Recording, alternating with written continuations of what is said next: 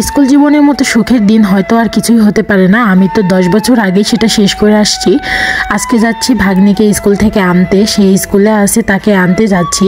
তো এই তো লিফট থেকে বেরিয়ে একদম হেঁটে হেঁটে যাচ্ছি। এখন রোডে গিয়ে একটা রিক্সা নেব, দেন তার স্কুলে চলে যাব।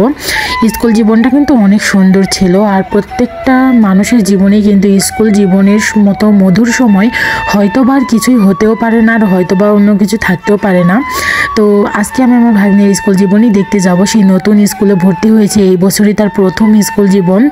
তো তাকে স্কুলে নিতে যাচ্ছি, আর তার স্কুলে গিয়ে একটু দেখবো সে কী করে। প্রচুর দুষ্টামো করে, তাকে স্কুল থেকে নিতে যাচ্ছি। আর এই তো এদিকে একটা রিক্সা নিয়ে নিয়েছি। বাইরে কিন্তু রোদ ছিল, আর এরকম রোদের মধ্যে কিন্তু রিক্সায় করে ঘুরতেও কিন্তু মজাই লাগে, যদিও এখন খুব একটা গরম নাই। আর এইদিকে তো আমার ভাগিনা আমার ব্যাগ নিয়ে একদম টানাটানি শুরু করে দিছে। তো ছোট বাচ্চা যেহেতু, তো আমি বললাম বাবা আমার হাতে হাত দাও না, সে আমার ব্যাগ ধরে টানাটানি করে। আসলে ছোট বাচ্চারাই এমন, তারাকে যে কোনো জিনিস দেখলে এইভাবেই টানাছেড়াই করে। তো আমার ভাগ্নের সঙ্গে একটু গল্প করতেছিলাম, কথা বলতেছিলাম, আর কথা বলতে বলতে আমার ভাগ্নের স্কুলের দিকে আমরা চলে যাচ্ছিলাম। আর এই তো ফাইনালি আমার ভাগ্নের স্কুলে চলে এসেছি। তার স্কুলের ভেতরে এখন ঢুকবো, দেখবো সে কি করে। এই তো তার স্কুলে ঢুকে গেলাম। তারপর দেখি তার কোনো পাত্তাই নাই, তাকে খুঁজেও পাই না। যদিও স্কুল ছুটি হয়েছে আরও আধা ঘন্টা আগে, আমরা একটু লেট করে এসেছি। এসেই দেখি সে বাথরুমে চলে গিয়েছিল, তার কোনো খোঁজখবরই পাচ্ছিলাম না। আর এই তো ছোটো ছোটো বাচ্চারা মিলে খেলাধুলা করতেছিল।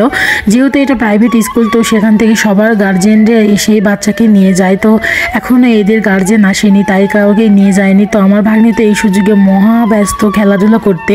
আর এদিকে দেখেন বাথরুমে গিয়েছে টাই খুলে, কি একটা অবস্থা। সব সময় এরকম করবে। আর এই যে ব্যাগের চেনটাও লাগায়নি। পরে বলতেছে বাবা চলো আমরা বাসায় যাব না, সে খেলাধুলা করতে মহা ব্যস্ত। পরে বলতেছে আন্টি আসো, তোমাকে আমি আমার ফ্রেন্ডসদের সঙ্গে পরিচয় করে দিই। আমি বলছি তাই তোমার ফ্রেন্ডসের সঙ্গে? বলে হ্যাঁ আমার ফ্রেন্ডসদের সঙ্গে। তো এগুলো তার নিউ ফ্রেন্ড। সবাই আমার ভাগ্নের জন্য দোয়া করবেন, তার নতুন স্কুল জীবন সে যেন অনেক ভালোভাবে কাটাতে পারে।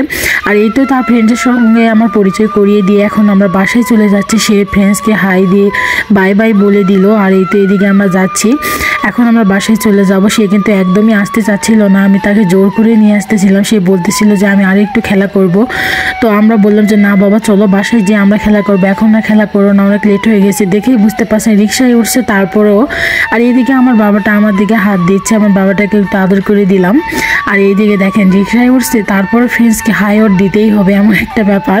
তার বন্ধুকে তার বাবা নিয়ে যাচ্ছে, আর তাকে নিয়ে যাচ্ছে আমরা রিক্সায় করে। পাশাপাশি ছিল, সে কিন্তু তার বারবার করে বলতেছে কালকে দেখা হবে, বাই বাই ফ্রেন্ডস, এরকম বলতেছিল। আমি আর আমার বোন তো প্রচুর হাসাহাসি করতেছিলাম। সে আজকে স্কুলে কি করেছে সেগুলোই সে গল্প করতেছে।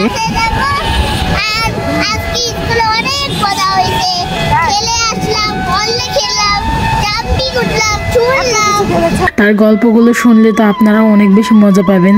অনেক খেলাধুলো করেছে, অনেক কাজ করেছে, সেগুলোই সে আমাকে এখন শোনাচ্ছিল। সারা রাস্তা আমাকে এগুলোই শোনাচ্ছে, আমি আজকে কি করেছি না করেছি। আমি মনে মনে অনেক বেশি মিস করতাম আমার জীবনটা। এই যে দেখেন আগে রুম একদম বাসার মধ্যে চলে এসেছে। তো গ্যারেজের ভিতরে ও আগেই ঢুকে পড়ছে। আমি বলতেছি ধীরে যাও, আসতে যাও না। এই যে বলে আমাকে টাই পরবো না, টাই খুলে নাও। আমি বলছি বাবা বাসায় যে খুলো। বলে না আমি এখনই খুলবো, তুমি টাইটা আমার কাছ থেকে নিয়ে নাও। করে কি আর করার, তার থেকে টাই নিয়ে নিয়েছি। পারলে তো বুঝে জামাও খুলবে, এমন একটা অবস্থা। ছোটো বাচ্চারা এমনই, তাই না? আর আমার ভাগ্নি কিন্তু অনেক বেশি পাংচুয়াল সব বিষয়ে, যার কারণে তাকে কিছু বলাও যায় না। আর এই তো ফাইনালি আমরা বাসায় চলে আসলাম। আর বাসায় এসে আমার মা দেখি টিভি দেখতেছে। মাকে বললাম যে মা তোমার নাতি এগুলা করে, তোমার নাতনি এই করছে সেই করছে, তাকে আনতে চাচ্ছে, সে আসবেই না, সে এই করছে ও। আমার মা শুনে তো হাসতেছে। এই তো মার সঙ্গে একটু গল্প করলাম। কেমন লাগলো বন্ধু ভিডিওটা? যদি ভালো লাগে অবশ্যই লাইক কমেন্ট শেয়ার করে পাশে থাকবে।